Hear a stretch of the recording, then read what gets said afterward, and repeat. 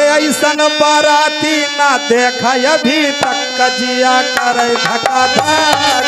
ऐसन बाराती ना देखा अभी तक कजिया करे धका धक। ऐसन बाराती ना देखा अभी तक कजिया करे धका धक। ऐसन बाराती ना देखा अभी तक कजिया करे धका धक। ऐसन बाराती ना देखी अभी तक कजिया करे धका धक। ऐसन बाराती ना देखी अभी तक कजिया करे धका धक। ऐसन बाराती ना देखा अभी तक कजिया करे धका धक। भगवान भोलेनाथ के साथ राजा हिमाचल के यहाँ जितने बाराती हैं जब भोजन करने बैठे कलियावा करने तो वहाँ की औरतें गा रही हैं क्या? अरे ऐसन बाराती ना देखा अभी तक कजिया करे धका धक। ऐसन बाराती ना देखी अभी तक कजिया करे धका धक। ऐसन बाराती ना देखी अभी तक कजिया करे धका धक। अरे केहू के तीन गोड़ केहू के एक कौना। केहू के तीन गुण केहू के एक कौना। केहू के तीन गुण केहू के एक कौना।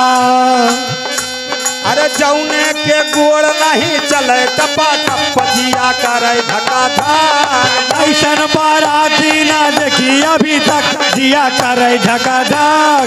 ऐसन बाराती ना देखी अभी तक जिया करे धका धक।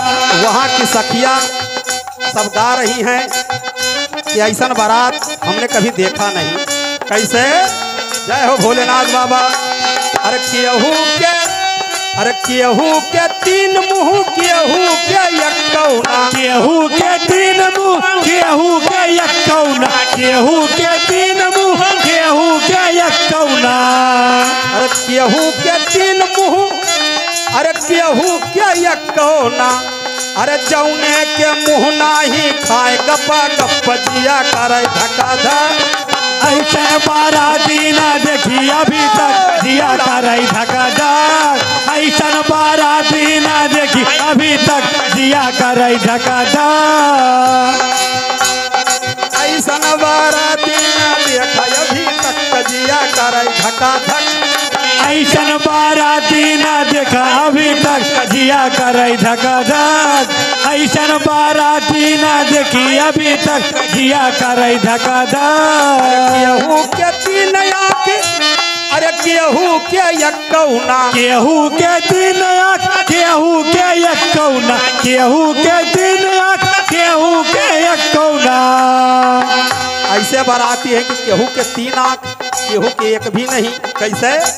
अरे केहू के तीन आँख केहू के एक कौना। केहू के तीन आँख केहू के एक कौना। केहू के तीन आँख केहू के एक कौना। अरे जौने के आँख नहीं ताके टका टक जिया करे धका धक। ऐसन बाराती ना देखा अभी तक जिया करे धका धक। ऐसन बाराती ना देखा अभी तक जिया करे धका धक। ऐसन बाराती ना देखा अभी तक जिया करे धका धक। ऐसन बाराती ना देखा अभी तक जिया करे धका धक। ऐसन बाराती वो समय ऐसी बारात वहाँ की सखिया कह रही हैं क्या सुंदर सुहावन है। दुल्हा बने भगवान भोलेनाथ बैठे हैं तो कैसे? अरे दुल्हा बने महेश हैं। अरे दुल्हा बने महेश हैं। अरे सेहरा बधाई दुल्हा बने महेश है सेहरा बधाई दे।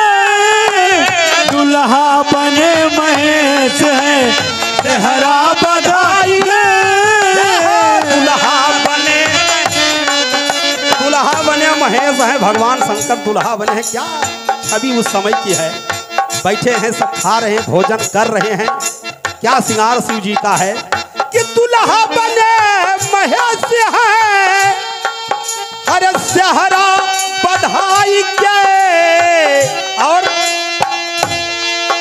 अरे गर्दन में झूलनाग जी, अरे गर्दन में झूलनाग जी, अरे फन को लटकाई के गर्दन में झूलनाग जी, फन को लटकाई के दुल्हा बने महेश हैं, शहरा बधाई दे, दुल्हा बने महेश जी, शहरा सजाई दे।